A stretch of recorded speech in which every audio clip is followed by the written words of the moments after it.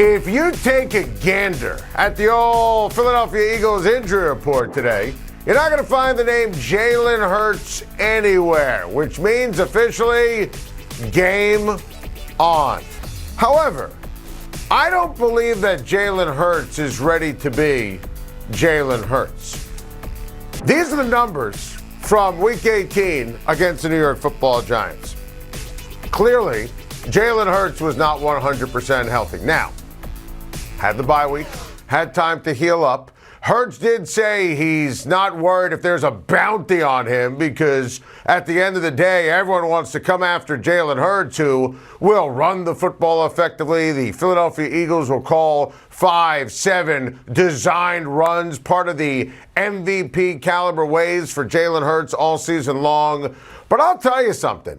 Whether it was Hurts talking to the press yesterday, Nick Sirianni talking to the press, whether it was losing without Jalen Hurts to Dallas or New Orleans, or Hurts coming back and the team looking rather average and ordinary and pedestrian against the Giants' backups in Week 18, or the Giants playing inspired football, I just don't think we're going to get this MVP dominant caliber Jalen Hurts when the Eagles beat the Giants Week 14 and they scored over 40 points in that game.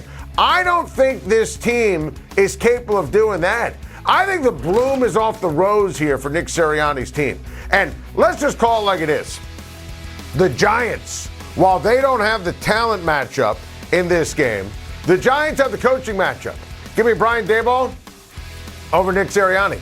Give me Mike Kafka, give me Wink Martindale, the offensive coordinator, the defensive coordinator, respectively, for the New York Football Giants, over those who have the same positions for the Philadelphia Eagles.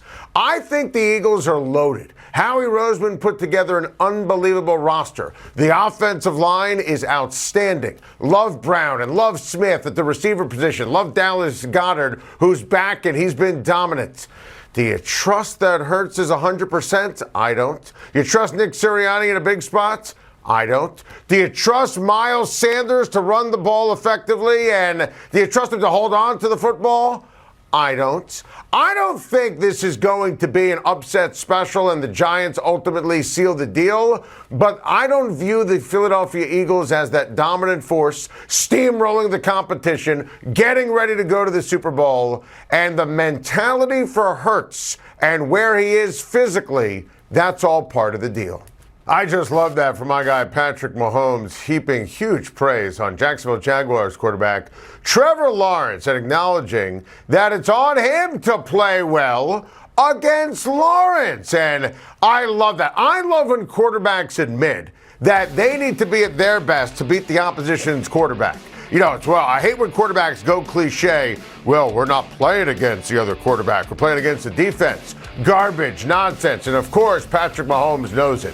And Mahomes is going to be at his best. Listen, Andy Reid off the bye, Mahomes at home in the postseason. It's all there for Kansas City to get a victory and take care of business. And another magical Mahomes playoff performance at home. I mean, you look at what Patty's done in the postseason in the divisional round. Perfection. Literally, wins and losses, touchdowns, interceptions.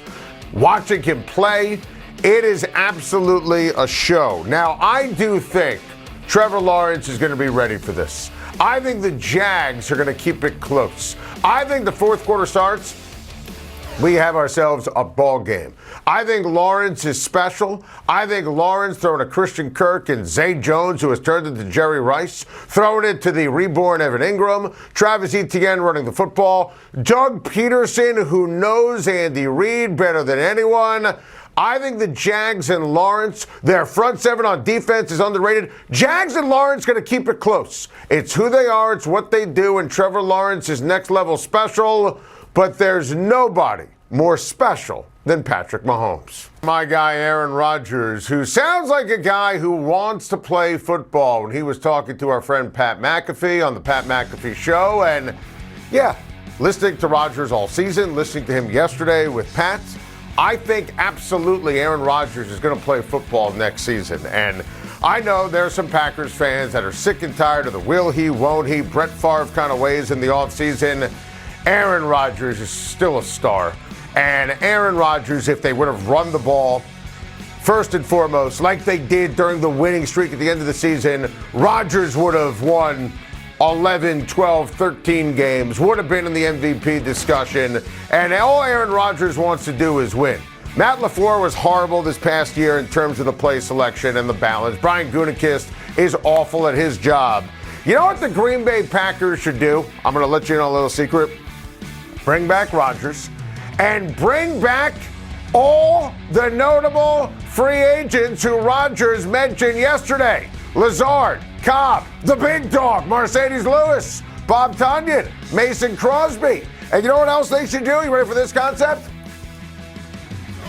They should add players. Oh, what a concept in Green Bay. Blood on your hands, Brian Gutekunst. Add players to help Aaron Rodgers and the Green Bay Packers win, which we've been begging for a long time. Instead of drafting a project quarterback in 2020, Jordan Love, as opposed to T. Higgins or Michael Pittman, you would have won the Super Bowl in 2020. You would have been in the position you're in right now. You signed Aaron Rodgers, rightly so, a year ago to a lucrative contract because there's a ton of gas left in the tank. If you foolishly tried to trade him, I mean, this guy could win a Super Bowl for the Jets next year, who are interviewing Nathaniel Hackett, by the way, who Aaron Rodgers loves, just throwing that out there. You put Aaron Rodgers on the Tennessee Titans. You put Aaron Rodgers on the Vegas Raiders with his old pal Devontae Adams. It would change everything for those teams. Look at the landscape in the NFC this postseason. There are not a lot of great teams. The Packers should go for it. The Packers could be the Vikings, win 13 games next year. Of course they should bring Rodgers back. But it's more than Rodgers. It's, adding more. Welcome back. Time to shine. I've got some midweek musings to share on a Wednesday. Starting with the New York Football Giants. Dave Gettleman, the former general manager, deserves zilch, nada credits for the Giants' success this season. I've seen this from some Gettleman lackeys in the press or social media tough guys. This run validates Gettleman. He was the ultimate combination of arrogance and ignorance. I mean, he hired Pat Shurmur and Joe Judge on purpose. 4 straight double-digit loss seasons. He was awful to people in the building. 19-46. Look at that nugget of futility there. One of 4 teams from 2018 to 2021 to not have at least 20 wins combined. Jags, Jets, the Lions, others. What about personnel moves? I'm glad you asked. I want you to stare at this board. This is Dave Gettleman. Same Dave Gettleman, by the way, who signed Odell Beckham Jr. to a $90 million contract in August of 2018, only to trade him in March of 2019. If you were going to trade Odell, which I was in favor of, you should have done it before the draft in 2018, before you signed him. And please, don't tell me he got it right on Daniel Jones. Should have never picked Daniel Jones 6th overall. Should have picked Josh Allen, who's playing for the Jacksonville Jaguars. And Jones was terrible when Gettleman and Gettleman's coaches were there. You know who else was terrible? Saquon Barkley. Remember when he said, my mom could have scouted Saquon Barkley? Yeah? Well, you were wrong, and so was your mom. Should have drafted an offensive lineman or, I don't know, a quarterback. Like Josh Allen, and I did say Sam Darnold at the time, but a quarterback, not a running back. And look, before you say, oh, Adam, remember the Beckham deal? He got Dexter Lawrence in that trade. Again, look at this, what's on the board. This is part of the problem. The talent around Lawrence, around Saquon, around Daniel Jones, and the coaching was deplorable.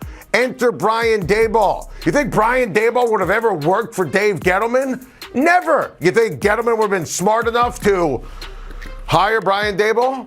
Gettleman was fired from Carolina, and no team in the NFL even interviewed him to be a general manager because he was terrible with the Carolina Panthers. Giants only brought him in because he used to work for them, and he would protect Eli Manning's feelings at the ends of his career. So please, enough is enough is enough. The grade for Gettleman when he was the Giant general manager was F for failure. The grade now is F for failure. Credit Daboll, Mike Kafka. Credit Wink Martindale. Joe Schein, the new general manager. New attitude, new coaching. Dave Gettleman, credits? Please. I had this thought when thinking about the Cowboys' chances against the 49ers on Sunday. The problem is San Francisco is unstoppable. And I want to make sure that I'm being fair to Dallas. I think Dallas was phenomenal, but it was against the Bucs, a bad football team. And the 49ers with Christian McCaffrey and Deebo Samuel and Brandon Ayuk and George Kittle and my guy Brock Purdy, who is the real deal. And with Mitchell and all these weapons and Trent Williams at left tackle and Kyle Shanahan's brilliant coaching, listen, this is a step up in class. And I think the Cowboys, and it's great we have Cowboys, Niners, great playoff history and rivalry. I mean, and Dallas is capable of playing like they did against Tampa. I want to acknowledge that. But the Niners are on an 11-game winning streak. They're piping hot. I didn't even mention they have the best defense in the NFL, brilliantly coached by DeMeco Ryans. Nick Bosa, best defensive player in the sport. Linebackers are amazing. DBs make plays. You think Dak Prescott's going to pitch a perfect game again? No chance. It's not a knock on the Cowboys. It's reality. The 49ers are going to the Super Bowl. Here's what else I was thinking. The Ravens really need to fix the locker room, and quickly. And this is all part of the Lamar Jackson conversation. What's been going on the last couple of years is not working. And Lamar obviously wanted a new contract, didn't get it, didn't stay healthy, and the last year and this year.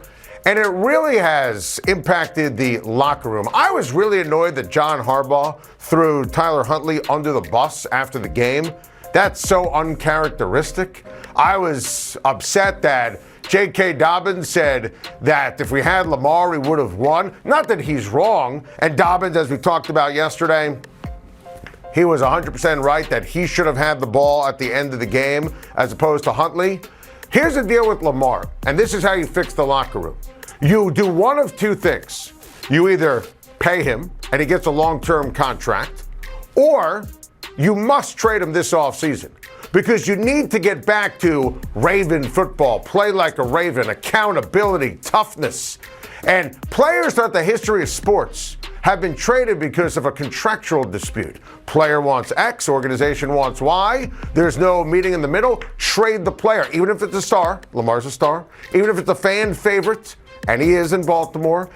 Listen, Lamar Jackson better realize sometimes the grass isn't greener on the other side. You know, does he want to go to New York with the Jets and deal with the New York media and all the scrutiny? The only place where I could see for Lamar where they'll pay him and he can do everything that's all-encompassing Lamar and he doesn't have an agent, that's part of the problem, the Atlanta Falcons. But they're not ready to win. They're not ready to rock and roll. So for the Ravens to get their team back, their culture back, their locker room back, their play like the Raven mentality back, it's simple. Offer him a contract, and if he wants Deshaun Watson money, the Ravens are never going to give it to him, right? And I wish Lamar had an agent who can tell him this, that this is absolutely crazy, and Watson had this sick and crazy and unique leverage. But if you can't sign him, you deal him for a couple of first-round picks, because what's going on here is impacting Baltimore on the field. They've wasted Super Bowl rosters and defenses, and the Baltimore Ravens cannot function anymore with the same kind of garbage. They must trade Lamar Jackson if they can't sign him. Thank you for watching. Please like and subscribe, and don't forget to hit the bell for more videos.